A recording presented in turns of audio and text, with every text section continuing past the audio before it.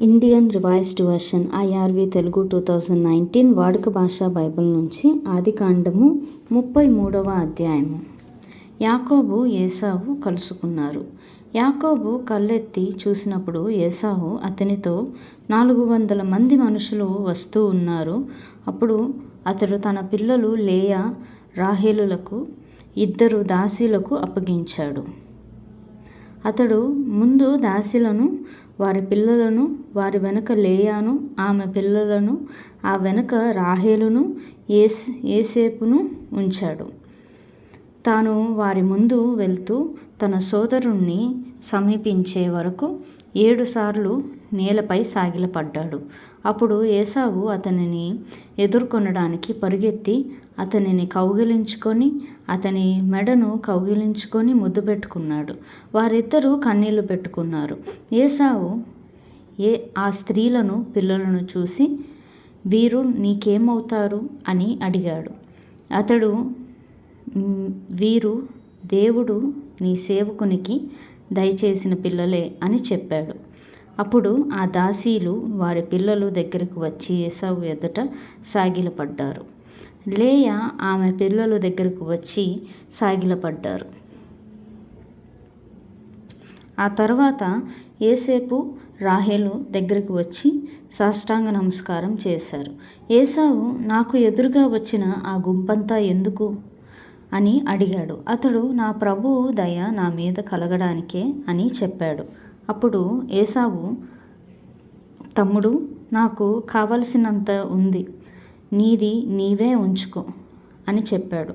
అప్పుడు యాకోబు, అలా కాదు, నీ అనుగ్రహం నా మీద ఉంటే దయచేసి ఈ కానుకను అంగీకరించు. దేవుని ముఖం చూసినట్టుగా నీ ముఖం చూశాను. నీ దయ నా మీద ఉంది కదా. నేను నీ కోసం తెచ్చిన కానుకను దయచేసి అంగీకరించు. దేవుడు నన్ను కనికరించాడు, పైగా నాకు కావలసినదంతా ఉంది అని చెప్పి అతన్ని బలవంతం చేశాడు.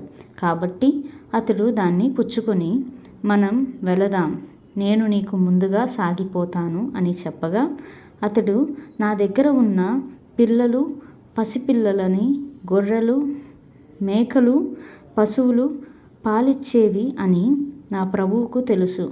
ఒక్కరోజే వాటిని వేగంగా తోలితే ఈ మంద అంతా చస్తుంది. నా ప్రభువు దయచేసి తన దాసునికి ముందుగా వెళ్ళాలి. నేను నా ప్రభువు దగ్గరికి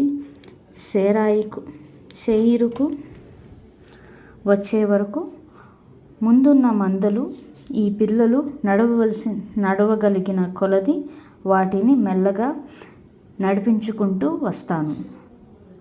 అప్పుడు ఏశావు, నీకు ఇష్టమైతే నా దగ్గర ఉన్న ఈ మనుషుల్లో కొందరిని నీ దగ్గర విడిచిపెడతాను అనగా, అతడు, అదెందుకు, నా ప్రభువు కటాక్షం నా మీద ఉంది, అది చాలు అన్నాడు.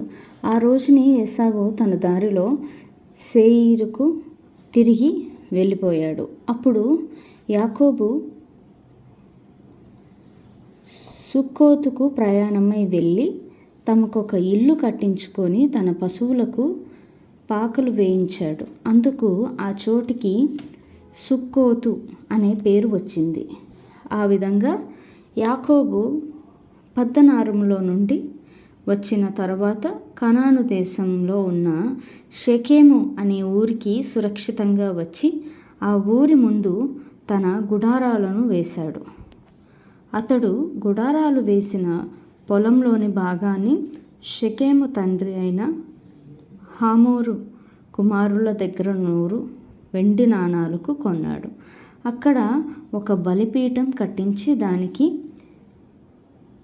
ఎల్ ఎలోహై ఇశ్రాయేలు అని పేరు పెట్టాడు.